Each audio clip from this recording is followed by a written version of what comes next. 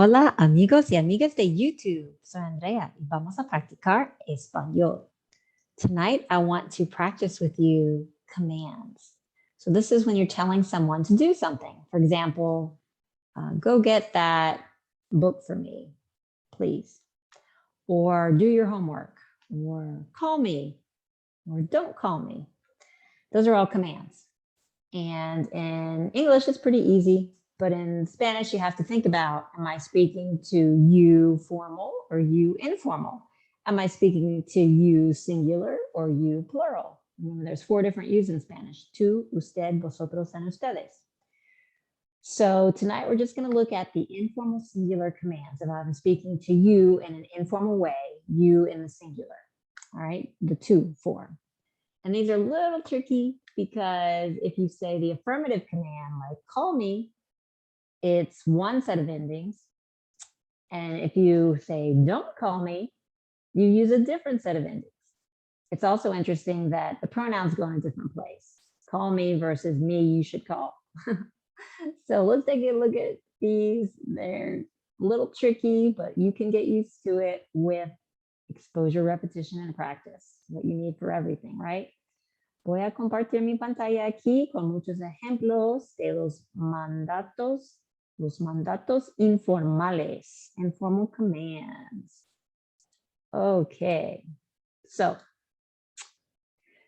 normally when we're speaking in the second person, for example, you sing, in the present tense would be cantas with an S on the end. But when we're giving a command, we leave off the S, okay? And we use, it's actually the third person, singular form, but we're using it in a second person command. So instead of cantas, it would be canta.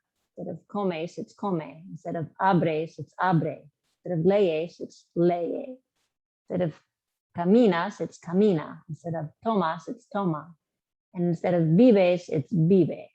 Okay, so these are the affirmative commands. If I want you to sing, I'd say canta, eat, come, open, abre, read, lee, walk, camina, take it, toma, live, vive.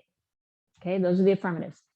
But when you make them negative, you put the no in front, and instead of using the AR, ER, or IR and things like you would normally do, use the opposite. So if it's an AR verb, you use the ER ending. If it's an ER verb, you use the AR ending. If it's an IR verb, you use the AR endings. And you use them in the to form with the S on the end, okay? So we have canta, no cantes. Come, no comas. Abre, no abras. Lee, no leas. Camina, no camines. Toma, no tomes. Vive, no vivas. Repitan ustedes. Canta, come, abre, lee, camina, toma, vive. Those are the affirmatives. Now we'll do the negatives. No cantes, no comas, no abras, no leas, no camines, no tomes, no vivas. All right, another level of trickiness to these commands are that some verbs have an irregular form. Tener is, instead of being tiene as the command, it is ten. Just have to memorize it. It's an informal command that is irregular, and you just have to put it in your memory and exposure, repetition, and practice. So tener is ten, venir is ven, decir is di, salir is sal, hacer is has, ir is be, poner is pon, and ser is se. So if I want to say, have a good time, it would be 10. And come here, then. Say it, di. Leave, sal. Do it, as. Go, be. Put, pon. Or be good, sé bueno.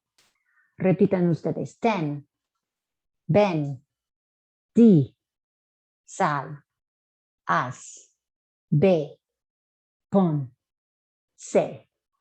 And then the negative, you use subjunctive form. So you use like the yo form of tener is tango. And even though it's an ER verb, we're going to use the AR endings for two. Okay, so instead of ER endings, AR endings, and we're using the yo form as the stem. So instead of tango, it's tangas, no tangas. Vengo, vengas, no vengas. Digo, diga, no digas. Salgo, salga, no salgas.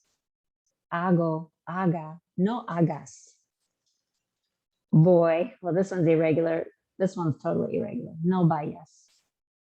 Pongo, ponga, no pongas. And this one's irregular too. Instead of soy, it's no seas. Repitan ustedes. No tengas. No vengas. No digas. No salgas. No hagas. No vayas. No pongas. No seas. All right. And the last thing that makes it complicated is that if you are doing the affirmative command, the pronouns go after the verb. But if you're doing the negative command, the pronouns come before the verb. So give it to me. Give me it. Okay, dámelo. Give me it. So you put the indirect object and then the direct object after the verb. Dámelo. Tell it to me would be tell me it. Dímelo. Send it to me would be send me it. Mándamelo. Show it to me would be show me it. Muéstramelo. Do it for me would be do me it. Házmelo. Okay. Repitan ustedes. Dámelo.